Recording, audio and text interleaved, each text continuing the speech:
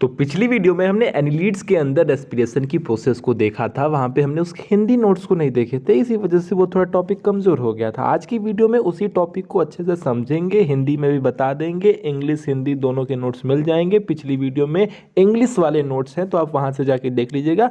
यहाँ पर मैं आपको हिंदी में नोट्स दे देता हूँ, ठीक है? तो कोई डाउट नहीं होगा। चलिए अब टॉपिक स्टार्ट करते हैं।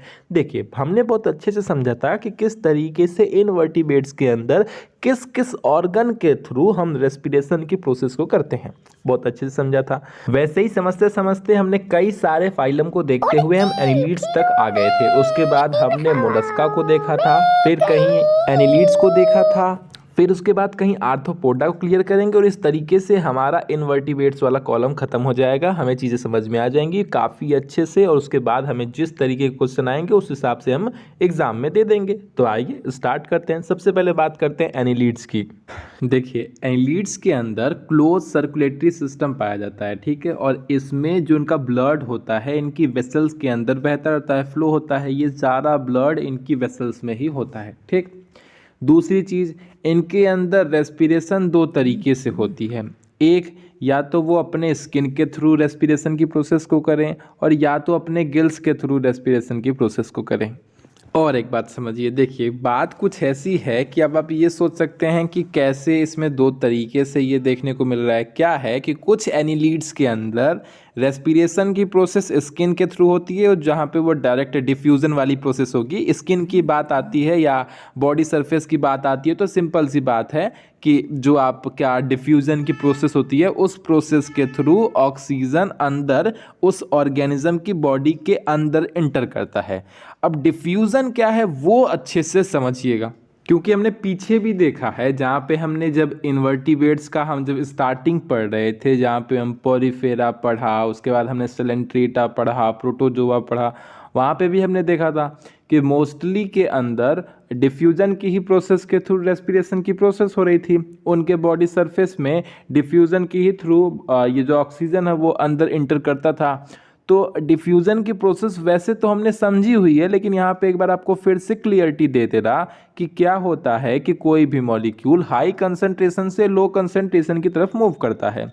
चूंकि हमें पता है कि एटमॉस्फेयर में बड़ी मात्रा में यानी कि हाई कंसंट्रेशन में ऑक्सीजन प्रेजेंट है और जो वो ऑर्गेनिज्म है उस ऑर्गेनिज्म की बॉडी के अंदर बहुत कम मात्रा में लो कंसंट्रेशन में आपका क्या प्रेजेंट है, आपका ऑक्सीजन प्रेजेंट है, बहुत ही कम मात्रा में। तो ऐसी कंडीशन में डिफ्यूजन की प्रोसेस में क्या होता है कि मॉलिक्यूल हाई कंसंट्रेशन से लो कंसंट्रेशन की तरफ मूव करते हैं। तो इस वजह से उनकी बॉडी सरफेस के थ्रू या स्किन के थ्रू जो बाहर स्किन के बाहर का जो एटमॉस्फेयर है उसमें ऑक्सीजन की मात्रा बहुत ज़्यादा होती है, यानी कि ऑक्सीजन का कंसंट्रेशन हाई होता है और जो वो ऑर्गेनिज्म है उस ऑर्गेनिज्म की बॉडी के अंदर ऑक्सीजन का कंसंट्रेशन बहुत लो है। तो जो मॉलिक्यूल है वो हाई कंसंट्रेशन से लो कंसंट्रेशन की तरफ मूव करता है। इसी वजह से वो बाहर से उस ऑर्गेनिज्म की बॉडी के अंदर इंटर करता है। इस तरीके से बॉडी सरफेस के थ्रू या स्किन के थ्रू ऑक्सीजन उनकी बॉडी के अंदर इंटर करता है और फिर वहाँ से उसे ब्लड कैरी करता है और उसे अपना जहाँ भी डिस्ट्रीब्यूट करना होता है पूरी बॉडी में डिस्ट्रीब्यूट कर देता है। नॉर्मल सी बात है। तो मेनली क्या है, मेनली यही है कि हमें पता है कि एटमॉस्फेयर में ऑक्सीजन की मात्रा ज़्यादा होती है, 21% तक होती है, वो हमें पता ही है। चूँकि बाहर ऑक्सीजन का कंसंट्रेशन बहुत ज़्यादा है और उस ऑर्गेनिज्म की बॉडी के अंदर तब ऑक्सीजन का कंसंट्रेशन बहुत कम है, तो ऐसी कंडीशन में मॉलिक्यूल हाई कंसंट्रेशन से लो कंसंट्रेशन की तरफ मूव करता है। इस तरीके से ऑक्सीजन उस ऑर्गेनिज्म की बॉडी के अंदर इंटर करता है। यही आपकी डिफ्यूजन की प्रोसेस है। उम्मीद करता हूँ समझ गए होंगे, मन में कोई डाउट नहीं होगा। सामने आपको फिगर के माध्यम से भी समझाया है किस तरीके से बाहर कंसंट्रेशन ज़्यादा था, अंदर कम था, तो हाई कंसंट्रेशन से लो कंसंट्रेशन की तरफ इस तरीके से ऑक्सीजन मूव कर गया। थोड़ा डिटेल में आपको समझ में आ गया होगा मेरे हिसाब से, ठीक है? फिर भी कोई डाउट होगा तो बताइएगा। एक शॉर्ट वीडियो में अच्छे से हो सकता है एनिमेशन के थ्रू आपको समझा दूँ। हाँ, काहे नहीं मालिक, बिल्कुल बिल्कुल। एनिमेशन क्या, हम टिनिमेशन बना देते हैं। कहाँ में मेहनत तो कुछ लगती ही नहीं है, बस ऐसे कहना है कि एनिमेशन के थ्रू बना देंगे। अरे नहीं नहीं टाटर, सॉरी, माफ़ कर दीजिएगा। ऐसे ही आप लोग समझ जाइएगा, वरना हम बनाएंगे ना। टाटर चिंता ना करिए ना, हम अपनी मेहनत से एनिमेशन खुद क्रिएट करके बनाएंगे। चलिए, आपको इतना तो समझ में आ गया कि जब कभी भी बात रेस्पिरेशन की प्रोसेस स्किन के थ्रू आती है, या क्यूटेनियस रेस्पिरेशन की बात आती है, या बॉडी सरफेस के थ्रू डिफ्यूजन की प्रोसेस के थ्रू आपकी रेस्पिरेशन की बात आती है, तो वहाँ पे क्या चीज़ें होती हैं वो आपको समझ में आ गया। डिफ्यूजन की प्रोसेस में क्या चीज़ें होती हैं वो आपको बहुत क्लियरली समझ में आ गया। किस तरीके से बाहर का ऑक्सीजन उस ऑर्गेनिज्म की बॉडी के अंदर एंटर करता है, और फिर अंदर का जो ऑक्सीजन है वो भी इसी तरीके से, उसकी कंसंट्रेशन ज़्यादा होती है तो बाहर एटमॉस्फेयर में रिलीज कर दिया जाता है। इस तरीके से इनकी ये प्रोसेस कंप्लीट हो जाती है। ठीक, अब आगे समझते हैं। आगे हमें समझना है कि ये तो हमने समझा, हमने तो जान ही लिया था कि एनिलीड्स के अंदर गिल्स के भी थ्रू रेस्पिरेशन की प्रोसेस होती है और स्किन के भी थ्रू होती है। स्किन वाले तो समझ लिया, अब गिल्स के थ्रू जाहिर सी बात है वो उसको एब्जॉर्ब करते हैं। अब वो कैसे होता है जरा वो समझिए। तो जब आपका ये ऑक्सीजन है बॉडी के अंदर जाता है तो वो हमारी ब्लड के द्वारा एब्जॉर्ब कर लिया जाता है, क्योंकि हमें पता है ब्लड्स के अंदर, मतलब जो हमारा खून है, यानी कि जो उस ऑर्गेनिज्म के बॉडी के अंदर बह रहा खून है, उसमें बड़ी मात्रा में हीमोग्लोबिन प्रेजेंट होते हैं, जो कि हमें बहुत आसानी से पता है। और यही हीमोग्लोबिन ऑक्सीजन को कैरी करने का काम करते हैं, क्योंकि हमें पता है कि ब्लड के अंदर बहुत सारे रेस्पिरेटरी पिगमेंट पाए जाते हैं। जैसे आपका एक नाम तो हीमोग्लोबिन ही हो गया, इसके अलावा भी बहुत सारे रेस्पिरेटरी पिगमेंट देखने को मिलते हैं जो ऑक्सीजन को कैरी करने का काम करते हैं और कैरी करके पूरी बॉडी में पहुंचाते हैं, और जहाँ जहाँ पे जिस जिस ऑर्गन को उसकी ज़रूरत होती है वहाँ तक ऑक्सीजन की जो नीड है उसको कंप्लीट करते हैं। ठीक है, ये तरीके से काम हो गया। तो जब आपका ऑक्सीजन और हीमोग्लोबिन आपस में कंबाइन होता है तो ऑक्सी हीमोग्लोबिन बना लेता है, और इसी फॉर्म में ये पूरी बॉडी में घूमता रहता है। फिर जब ये टूटता है तो ऑक्सीजन रिलीज होके आपके जो भी टिश्यू है, जो भी जगह है, वहाँ पर चला जाता है, और आपका हीमोग्लोबिन वापस से रेड्यूस स्टेट में आ जाता है।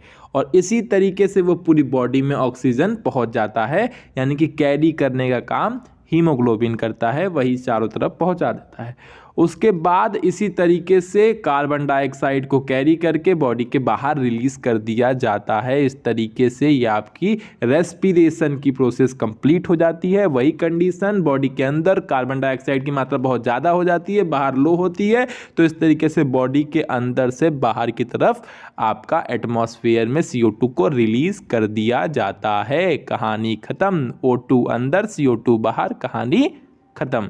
अब जरा सा बात करते हैं आर्थ्रोपोडा की। हमें बहुत अच्छे से पता है कि आर्थ्रोपोडा फाइलम के अंतर्गत ऐसे ऑर्गेनिज्म आते हैं, ऐसे जीव आते हैं जिनकी बॉडी सेगमेंटेड होती है, उनके पैर वैर भी सेगमेंटेड होते हैं, कई पार्ट में होते हैं। एग्जाम्पल के तौर पे आपका टिड्डा हो गया, आपकी मक्खी हो गई, खटमल, बिच्छू, सिच्छू, जो भी है सबको ऐड कर लीजिएगा, हम एक तो फिगर डाल देते हैं, वहाँ से देख लीजिएगा।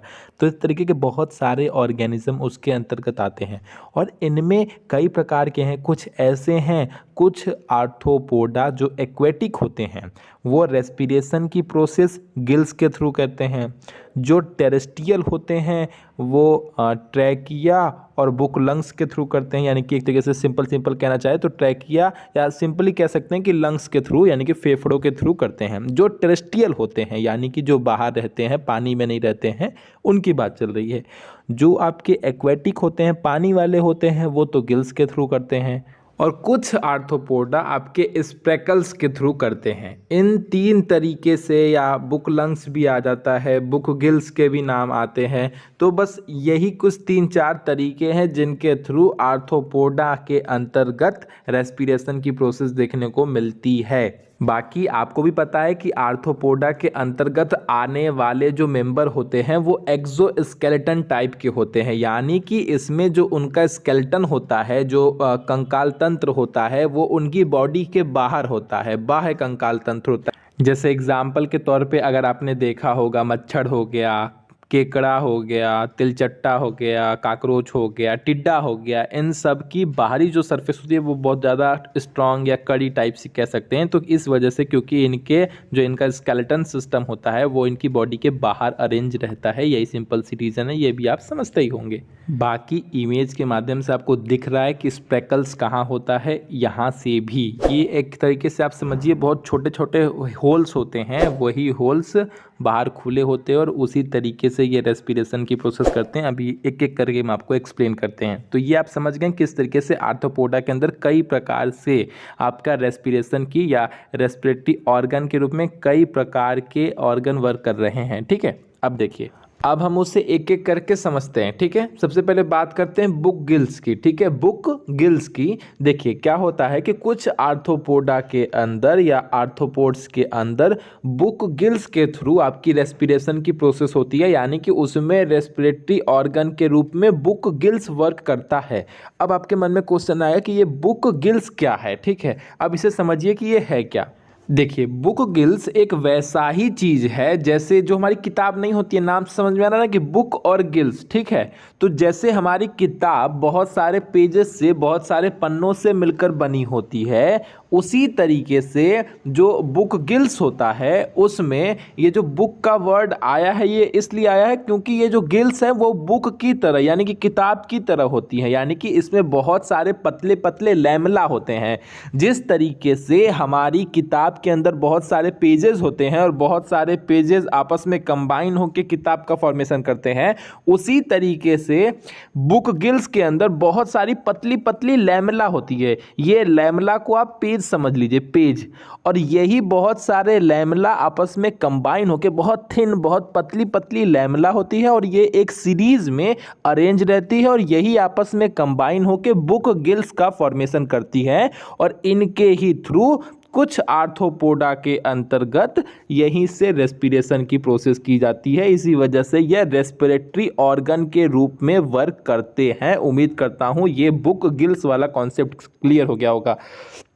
फिर से समझिएगा, मैं ये कहना चाह रहा कि जिस तरीके से किताबें होती हैं हमारे पास, उस किताब के अंदर बहुत सारे पेजेस होते हैं और उनसे पेजेस कंबाइन होके यानी कि बहुत सारे जो पन्ने होते हैं वो कंबाइन होके ही किताब का फॉर्मेशन होता है, उसी तरीके से बुक गिल्स के अंदर भी बहुत सारे लैमेला होते हैं। लैमेला एक तरीके से पेज के समान समझ लीजिए, बहुत थिन, बहुत पतले पतले लैमेला होते हैं जो उसमें सीरीज में अरेंज रहते हैं और यही आपस में कंबाइन होके बुक गिल्स का फॉर्मेशन करते हैं, जो कुछ आर्थ्रोपोड्स के अंदर आपका रेस्पिरेटरी ऑर्गन के रूप में वर्क करता है। इसकी कहानी खत्म। अब हम बात करेंगे दूसरे ऑर्गन की जिनके थ्रू कुछ आर्थ्रोपोडा के अंदर रेस्पिरेशन की प्रोसेस होती है। अब उसे देख लीजिए। तो कुछ आर्थ्रोपोडा के अंतर्गत ट्रैकिया के भी थ्रू रेस्पिरेशन की प्रोसेस होती है। ये पूरे बॉडी भर में फैली होती है। इस तरीके से ये रेस्पिरेशन की प्रोसेस कर लेते हैं। मैं फिगर के माध्यम से आपको दिखा भी रहा हूँ किस तरीके से ये ट्रैकिया के थ्रू होता है। क्या होता है कि अगर हम इसी को ट्रैकियल सिस्टम की बात करें तो फिर क्या आ जाएगा, इसके अंतर्गत वो स्प्रेकल्स वाला पार्ट भी ऐड हो जाता है जो मैंने आपको बताया था। तो स्प्रेकल्स क्या होता है, एक तरीके से समझिए बॉडी की सरफेस पे ही खुलता है ये, और ये जो ट्रैकिया है वो इस स्प्रेकल से कनेक्ट होता है। ठीक है, और ये बाहर से इस तरीके से आपका क्या कहते हैं ऑक्सीजन को अडॉप्ट करते हैं और बॉडी के अंदर पहुंचाने का काम करते हैं। तो जो ये स्पाइरेकल्स हैं ये भी आपका रेस्पिरेटरी ऑर्गन के रूप में वर्क करता है कुछ आर्थ्रोपोडा के अंदर। ये आपके लेटरल साइड में आपका प्रेजेंट होता है और इस तरीके से वो उसे एब्जॉर्ब करने का भी काम करता है। ये 10 पेयर में होता है, 10 पेयर यानी कि 10 जोड़े में होता है। ये चीज़ आप अच्छे से क्लियरली समझ लीजिएगा। तो इस तरीके से स्प्रेकल्स भी जो है या स्पाइरेकल्स जो भी आप पढ़ लीजिए, ये भी आपके रेस्पिरेशन में हेल्प कर रहा है या रेस्पिरेटरी ऑर्गन के रूप में वर्क कर रहा है, या आप ट्रैकिया भी कह सकते हैं। और ट्रैकिया चूंकि आके स्पाइरेकल से ही कनेक्ट होता है, इस वजह से आप ट्रैकियल सिस्टम भी अगर कहेंगे तो उसमें स्पाइरेकल और ये दोनों आपस में कंबाइन होके आ सकते हैं। ठीक है, और सुनिए, ज़्यादातर जो स्पाइडर्स होते हैं, जो मकड़ियाँ होती हैं, उनके अंदर बुक लंग्स और आपका ट्रैकिया दोनों प्रेजेंट होता है। ठीक है, लेकिन जो बड़े स्पाइडर्स होते हैं, जो बहुत बड़े बड़े स्पाइडर्स होते हैं, उनके अंदर सिर्फ और सिर्फ आपका बुक लंग्स देखने को ही मिलता है। तो जो छोटे या मोस्टली जो स्पाइडर्स हैं उनके अंदर ट्रैकिया और बुक लंग्स दोनों देखने को मिलता है, और जो आपके बड़े वाले हैं उनके अंदर सिर्फ बुक लंग्स देखने को मिलता है। तो इस तरीके से बहुत सारे ऑर्गन्स हो जाते हैं आर्थ्रोपोडा के अंतर्गत जहाँ पे जिस तरीके से रेस्पिरेशन की प्रोसेस देखने को मिलती है। मैंने सब आपके सामने लिख दी है बारी बारी करके, आप उसे देख लीजिएगा।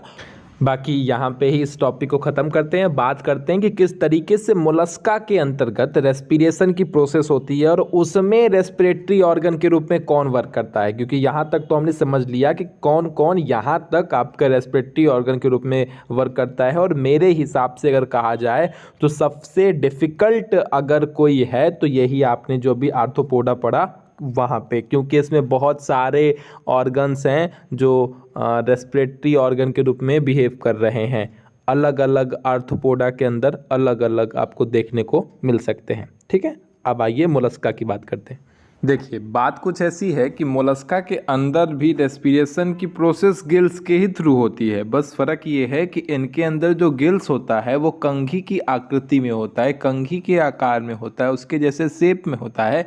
इसी वजह से उसे हम कॉम्ब गिल्स के भी नाम से जानते हैं, या इसके अलावा भी इसका एक और नाम था, याद नहीं आ रहा है, सिनेटिडिया या ऐसे करके कुछ एक और नाम है, वो आपका टर्टर मेरा आपके लिए डाल देगा, आप देख लीजिएगा।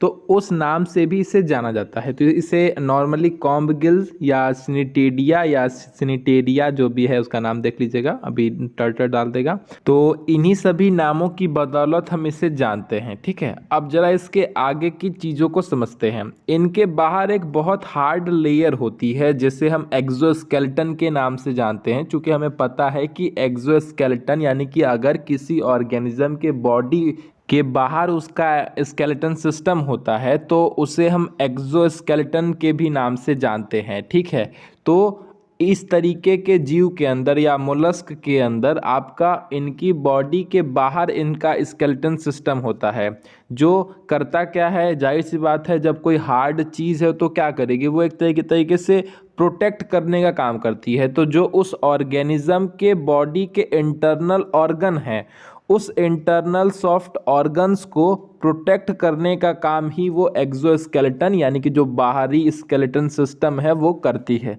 और इस एक्सोस्केलेटन जो है इसको बनाने का श्रेय जाता है मेंटल को, क्योंकि मेंटल कुछ चीज़ें सीक्रेट करता है, उसी से आपके एक हार्ड सेल की, एक हार्ड कवर का आप कह सकते हैं फॉर्मेशन होता है, जिसे हम एक्सोस्केलेटन कह सकते हैं। ठीक है, कह सकते हैं क्योंकि उनकी बाहरी जो कवर है वो कड़ी हो जाती है, जिसकी वजह से जो उनके इंटरनल ऑर्गन है उनको सेफ्टी देने का काम करता है। इसके अलावा ज़्यादातर जो आपके मोलस्क होते हैं वो एक्वेटिक होते हैं, यानी कि जली होते हैं, पानी में रहने वाले होते हैं। लेकिन ऐसे भी बहुत सारे हैं जो आपके लैंड पर रहते हैं, ज़मीन पर रहते हैं।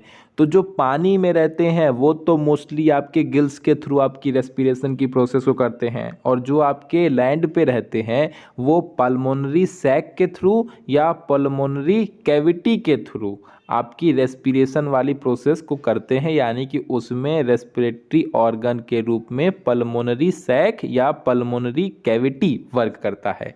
और जो पानी वाले हैं उनके अंदर गिल्स वर्क करता है। गिल्स वाला सिस्टम तो बहुत सिंपल सा है कि वो पानी के ही थ्रू, पानी जब एब्जॉर्ब करते हैं तो उसी के साथ वो ऑक्सीजन को अपने अंदर ले लेते हैं, ऑक्सीजन को ले लेते हैं और CO2 बाहर कर देते हैं। तो इस तरीके से गिल्स वाला सिस्टम तो बहुत सिंपल हो गया है, जो आपको बहुत आसानी से समझ में आता है, जहाँ से वो पानी के अंदर से ही ऑक्सीजन को अपना निकाल के अपना काम चला लेते हैं। जो दूसरा वाला सिस्टम है यानी कि जो लैंड पे रहते हैं वो हवा को उसी तरीके से जैसे हम सांस लेते हैं उसी तरीके से वो हवा में से O2 को कैच कर लेते हैं और CO2 को बाहर फिर से रिलीज कर देते हैं। तो इस तरीके से रेस्पिरेशन की प्रोसेस कंप्लीट हो जाती है। अच्छा, एक बात और मैं बता दूं, अभी लेटेस्ट में मैं किसी को एक्सोस्केलेटन के बारे में, एक बच्चा है 15-16 साल का, वो आता जाता रहता है पढ़ाई के लिए, तो वो मेरे से पूछ रहा था कि ये एक्सोस्केलेटन क्या है। मैं ही पागल था कि मैंने क्या ही बताने का सोचा। मैं एक दिन उसको पढ़ा रहा था तो उसी टाइम पे उसे ये चीज़ बताई थी कि 2 तरीके के स्केलेटन सिस्टम देखने को मिलते हैं, 3 तरीके के भी देखने को हैं, लेकिन मेनली अगर देखा जाए तो 2 ही तरीके के होते हैं। एक तो जब बॉडी के अंदर स्केलेटन सिस्टम हो तो हम उसको इंडोस्केलेटन सिस्टम के नाम से जानते हैं, और जब बॉडी के बाहर स्केलेटन सिस्टम हो तो हम उसे एक्सोस्केलेटन सिस्टम के नाम से जानते हैं। तो उसने पूछा कि अच्छा ठीक है, तो हम लोग किसके अंतर्गत आते हैं, तो मैंने बताया कि हम इंडोस्केलेटन सिस्टम के अंतर्गत आते हैं, क्योंकि हमारी बॉडी के अंदर आपका हड्डी है और उसी हड्डी के ऊपर ही हम खड़े हो पाते हैं, क्योंकि वो हड्डी एक तरीके से बेस का काम करती है और उसी बेस के ऊपर ही आपका मांस वास चढ़ जाता है और इस तरीके से एक बॉडी का फॉर्मेशन होता है। लेकिन जो आपका बेसिक स्ट्रक्चर है वो हड्डी ही देती है और उसी हड्डी एक तरीके से हमें सपोर्ट देती है जो हम खड़ा हो पाते हैं। और जिन ऑर्गेनिज्म की बॉडी के बाहर स्केलेटन होता है उसे हम एक्सोस्केलेटन के नाम से जानते हैं। तो ऐसे जो ऑर्गेनिज्म होते हैं उनकी बॉडी के बाहर स्केलेटन इसलिए होता है क्योंकि जो उनके बॉडी के अंदर के इंटरनल ऑर्गन हैं उसकी सेफ्टी की जा सके, इस वजह से बाहर स्केलेटन होता है। जैसे चींटी को ले लो, मैंने से यही एग्जाम्पल देके गलती कर दिया, बस यही कि जैसे चींटी के बाहर उनके बाहर आपका स्केलेटन होता है, जो उनकी हड्डियां होती हैं वो उनकी बॉडी के बाहर होती हैं। तो इस वजह से उनकी बॉडी के बाहर एक हार्ड लेयर बन जाती है जो उनके बॉडी के इंटरनल ऑर्गन को सेफ्टी देने का काम करती है। तो उस पे वो लड़का कह रहा है, अब देखिए का ही कहेंगे, बच्चा है कह ही सकता है, तो वो कह रहा है तो फिर चूटी क्यों हमारे हाथ से छूने की वजह से मर जाती है। अब हमारा माथा सनक गया, हमका बतावा, हमका ई बतावा, अगर घर में भूकंप आ जाता है, अर्थक्वेक आ जाता है और छतवा तोरे ऊपर गिर जाती है तो तुहार तो हड्डी बहुत मजबूत रहा, काहे मर जइबा, काहे। या इसके अलावा तू कहीं खेल कूद रहा है, कहीं गिर जाता है, हड्डी टूट जाती है, तो काहे नहीं बैठ के कहता है कि हमारी तो हड्डी बहुत मजबूत रहे, काहे हमारी हड्डी टूट गई। बस उहे हाल है, तू अपन वेट देखा और बेचारे चूटी का वेट देखा, अब ओकरे ऊपर तू हाथ रख देबा तो जिंदा कहाँ से रही। तो एक बात समझ लो कि एक्सोस्केलेटन का किसी भी सेंस में ये मतलब ना होता कि अगर वो किसी ऑर्गेनिज्म के बॉडी के बाहर प्रेजेंट है तो ऐसी स्थिति में वो अजर अमर हो गया, ओके मरबा तो कोनो फर्क ना पड़ी या ओके चोट ना लगी, बिल्कुल लगेगा। बस फर्क ये है कि उनकी बॉडी के बाहर होता है और उनकी बॉडी के बाहर वो एक तरीके से सेफ देने का, प्रोटेक्शन देने का, उनको सेफ्टी देने का काम करता है।